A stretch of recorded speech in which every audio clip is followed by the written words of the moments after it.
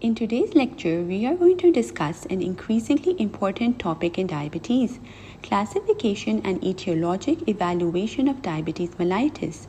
Traditionally, we have thought of diabetes mainly as either type 1 or type 2, but in clinical practice, this distinction is becoming increasingly difficult. There are patients who look like type 2 diabetes but actually have autoimmune diabetes. There are young patients labeled as type 1 who actually have monogenic diabetes. There are patients who present with DKA but subsequently become insulin independent. And there are patients whose diabetes is secondary to pancreatic disease, endocrine disorders, medications, or genetic syndromes. So the objective of this lecture is not simply to memorize different types of diabetes. The important skill is to learn how to think about the etiology of diabetes in an individual patient. Now, why does classification matter? Because the diagnosis is not simply a label. If I incorrectly diagnose a patient with type 2 diabetes when they actually have autoimmune type 1 diabetes, I may delay insulin therapy and increase the risk of ketoacidosis. Similarly, if I diagnose a young patient with type 1 diabetes when they actually have GCK modi or glucokinase modi, I may unnecessarily prescribe lifelong insulin. And if a patient has HNF1A modi, recognizing the diagnosis can allow treatment with a sulfonylurea rather than insulin. So correct classification can change treatment, prognosis, monitoring, and family counseling. Now the traditional model is no longer sufficient. Here's an important concept. Obesity is no longer synonymous with type 2 diabetes. A patient with type 1 diabetes can also be obese and insulin resistant. Conversely, a patient with type 2 diabetes can be lean. Similarly, DKA does not automatically mean type 1 diabetes.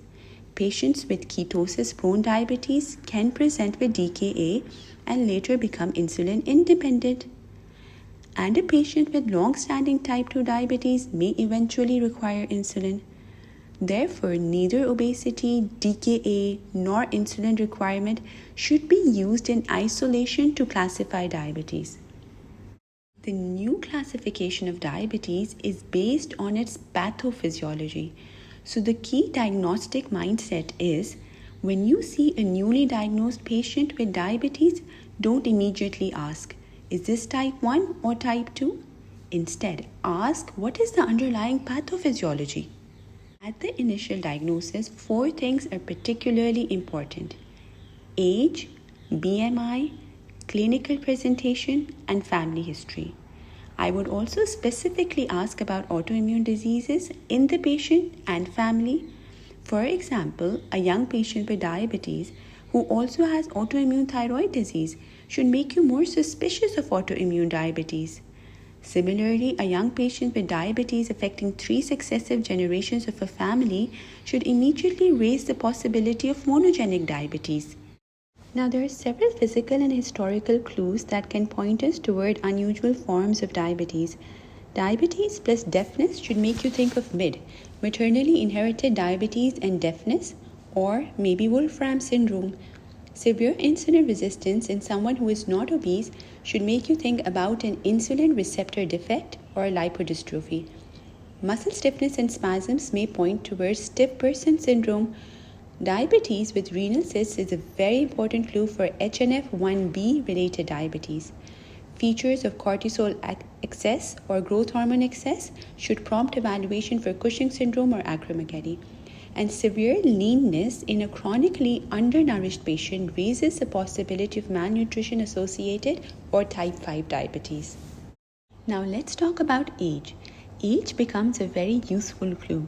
If the patient was diagnosed before 35 and has never had DKA, think about type 1 diabetes and monogenic diabetes and consider testing for islet autoantibodies if clinical features are suggested. If the patient is 35 years or older, type 2 diabetes becomes much more likely, but we still need to look for atypical features.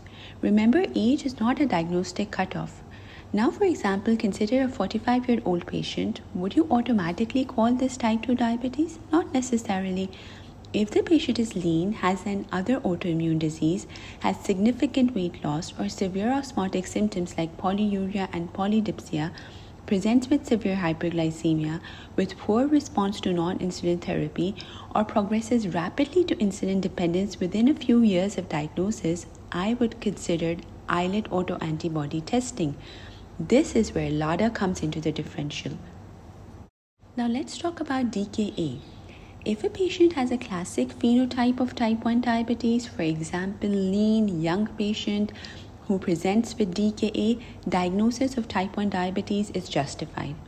However, DKA can also occur in ketosis-prone type 2 diabetes during severe physiological stress.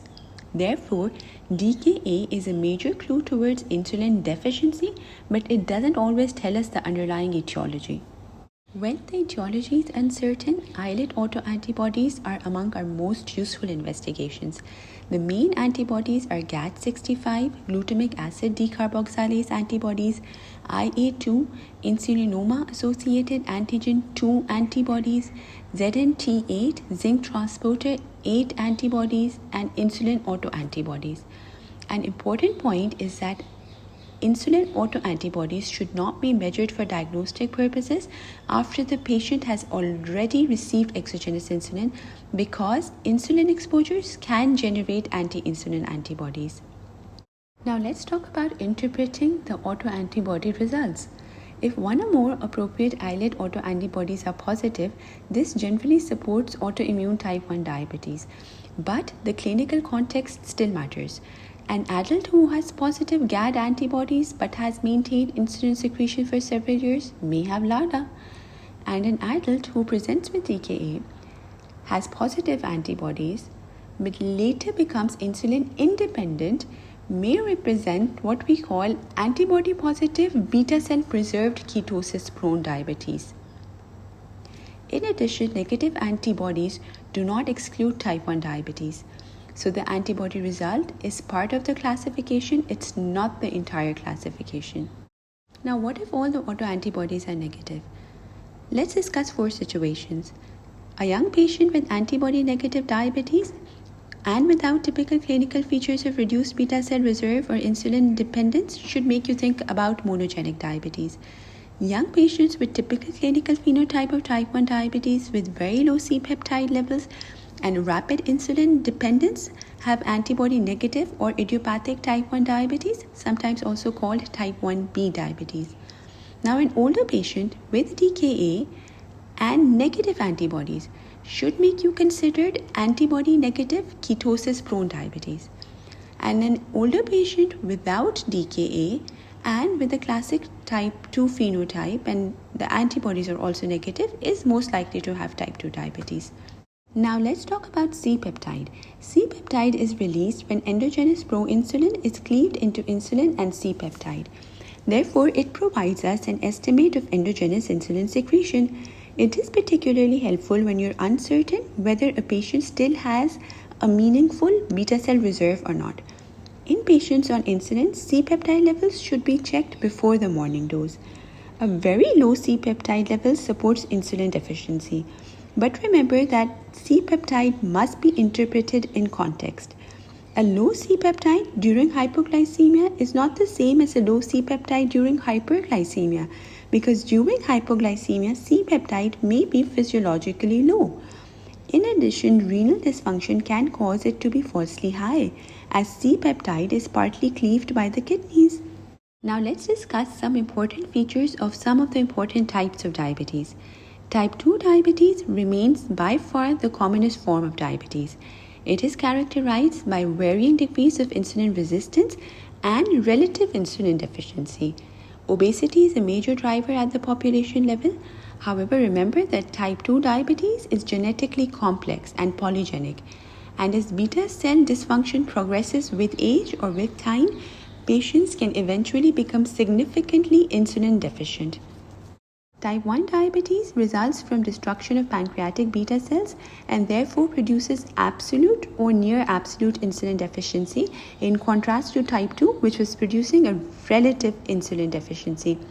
Most cases are autoimmune and antibodies are positive. They are termed type 1A diabetes. However, a small proportion of patients have severe insulin deficiency without detectable antibodies. These patients are described as type 1B or idiopathic type 1 diabetes. Next is LADA. LADA stands for latent autoimmune diabetes in adults.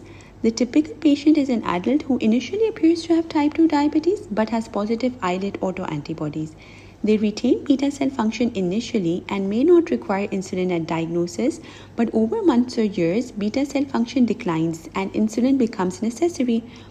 Clues include lower BMI and poor response to conventional oral therapy. So whenever a patient labeled as type 2 deteriorates unexpectedly quickly or develops DKA, reconsider the diagnosis. Now, not all autoimmune diabetes fits neatly into the definition of LADA. There may be other immune mechanisms involved. For example, there may be cellular immune mechanisms, particularly T-cell mediated autoimmunity, which is not captured by routine antibody testing. At present, these patients remain difficult to classify because standardized clinical testing for these mechanisms is not widely available. Now we come to monogenic diabetes. Monogenic diabetes means diabetes caused by a pathogenic variant in a single gene with an autosomal dominant transmission. The major clinical categories include MODY and neonatal diabetes. MODY is maturity onset diabetes of the young. Think about monogenic diabetes, particularly when diabetes develops at a young age and the islet autoantibodies are negative. Most patients develop hyperglycemia by around 25 years of age.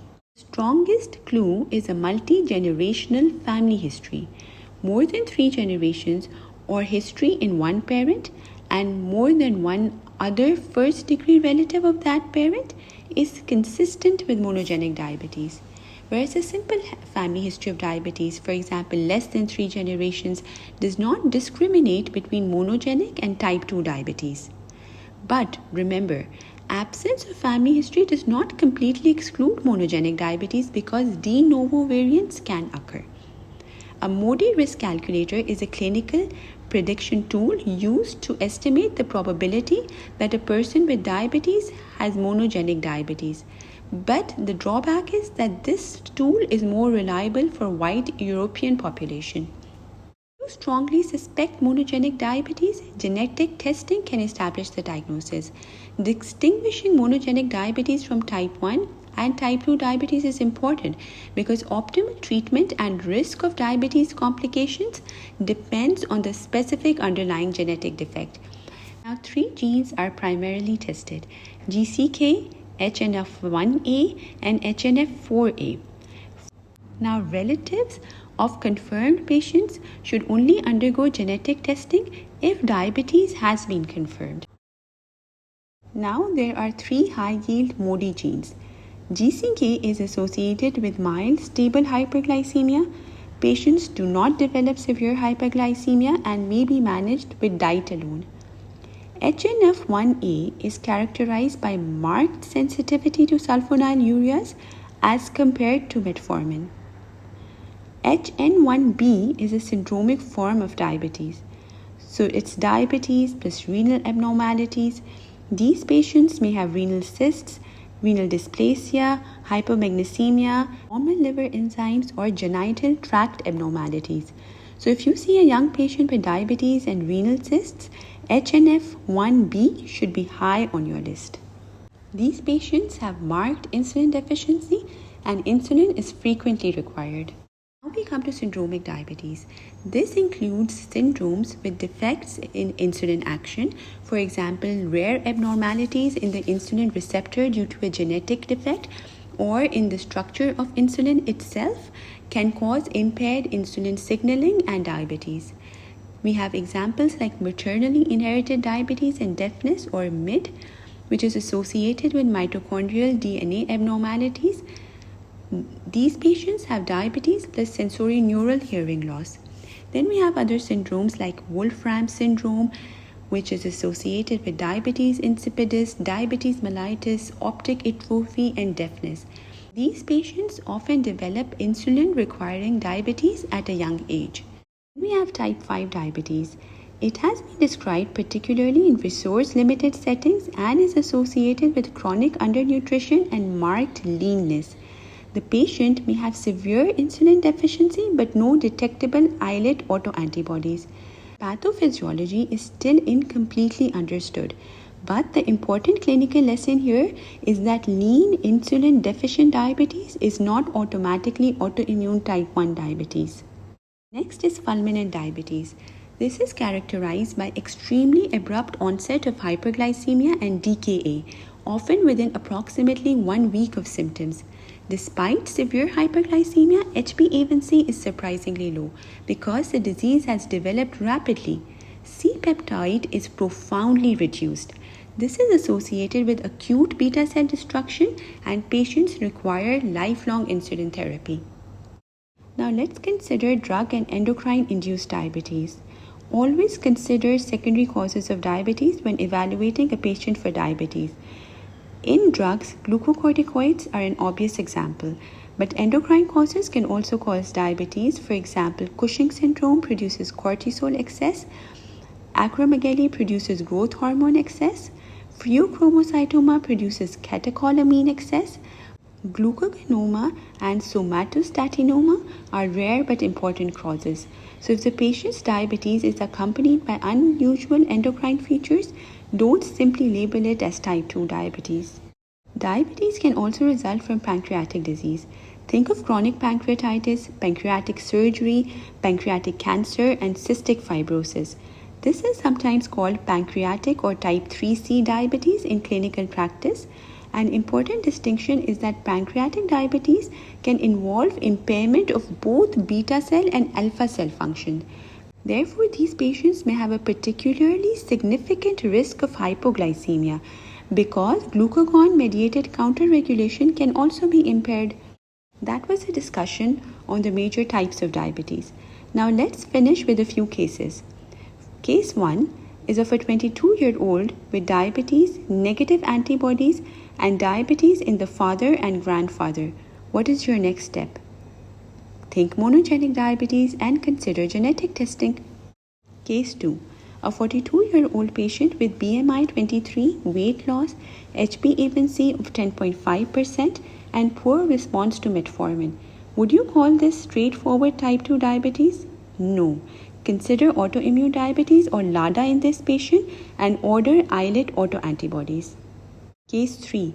Young onset diabetes plus renal cysts and hypomagnesemia. Think HNF1B diabetes. And finally, case 4. Mild fasting hyperglycemia that has remained remarkably stable for many years. Think GCK-MODY. And that brings us to the end of the lecture. Thank you so much for watching.